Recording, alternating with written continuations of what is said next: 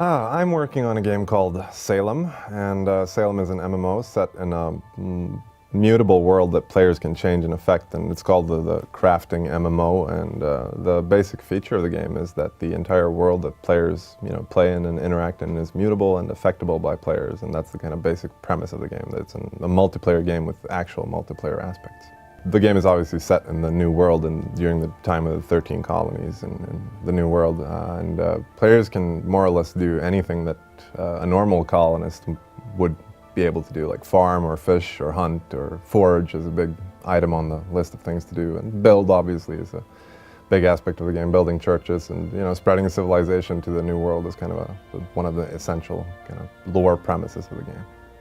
In the first 2 weeks of Salem, players will have acquired a set of new skills. They will have kind of trekked out into the wilderness, away from the starting area that we call Boston, and they will have found themselves in the wilderness, kind of on the edge of the end of civilization, sort of, and they will have built up a little settlement, acquired some skills, leveled up their bodily humors or fluids a little bit, and have crafted some new stuff, like some new clothes, maybe some new weapons, some new tools. They'll have built some new things, like have a little cabin going, a little oven going, maybe a little kiln going. They'll have chopped down a couple of trees, probably made some sort of impact on the map, changed a couple of things like that, and also killed a couple of deers or whatever that they now have hanging to dry in the drying frame, ready to be made into sweet, wonderful leather, etc., etc., etc. They'll probably be fishing, maybe, I don't know.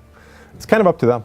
The 4 humors are leveled up by eating food, and basically what we have is a system where we call it the gluttony system, and basically what you do when in gluttony mode is that you can eat as much food as you want. You can basically stuff yourself with food, and the food varies along certain dimensions, and you need to basically eat correct sequences of a food in order to achieve a level up in one of the humors.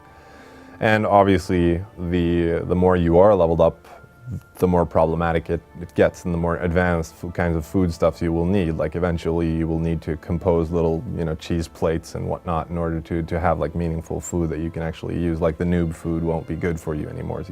The setting that we have chosen, like with colonial America, it's one that's never been explored before by an MMO. It's one that has barely been explored, especially like from our perspective, where we're doing kind of a fantastical H.P. Lovecraft, Alice in Wonderlandish kind of take on colonial America. I think that's given us, a great creative space to kind of be working in with lots of like, Sleepy Hollow-ish themes that we can kind of draw from, and themes from Gothic American tradition that we can use in like building and making our little game. So yes, it's definitely a very interesting creative space to be working in.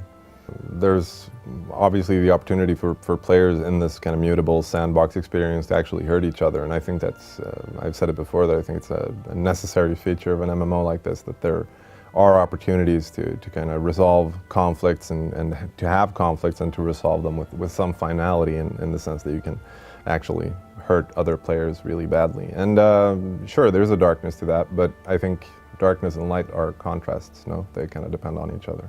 Permadeath means that when your character dies, you lose that character, and essentially, I mean, you have an inheritance system, so you will, like, your next character will start with, some amount of skills and some amount of, like, leveled up body humors or whatever. But what you lose is basically, you lose your character name, you lose your character's buddy list, you lose everything that you had on your character, like the stuff isn't automatically inherited or anything like that. So basically it means that you have to create a new character. The players need to know that the world is, they can get hurt, and it kind of makes the experience more meaningful to them, I believe. That when you know that you have something to lose, you actually, it kind of starts to matter more. You don't know what you have until you lose it, and in a game where you can't lose anything, you'll never know what you have. Parts of it are very hard to balance, the actual siege mechanics, for example, can be almost hellish to balance, but at the same time, a lot of the core mechanics that we have in place, we have a scent and a tracking system, for example, and I think the fundamentals of many of those systems are very sound. I think Minecraft was a great example of a game that really let players just be creative. I mean, Minecraft lets players run completely wild with their creativity, and we'll put like some lore limits on there. I mean, our game is more like a role-playing game, whereas Minecraft is more like Lego. Just the other night, we implemented an awesome shovel that you can use to shovel dirt from one place to another. And I can also reveal that I spent the better part of like 2 past days just building a huge hill. And it's a big hill now, but I've worked a lot for it, so I consider it my hill. I'm very proud of it. I'm sure I do have some sort of latent desire to get back to nature. I think Robert Heinlein has an awesome quote where he said that an accomplished man should be able to write, and then there's a whole list of things that an accomplished man should be able to do, like, you know, write a symphony and, you know, change a diaper and repair a car and et cetera, et cetera. And the quote ends with the statement that specialization is for insects, and I kind of think that really says a lot.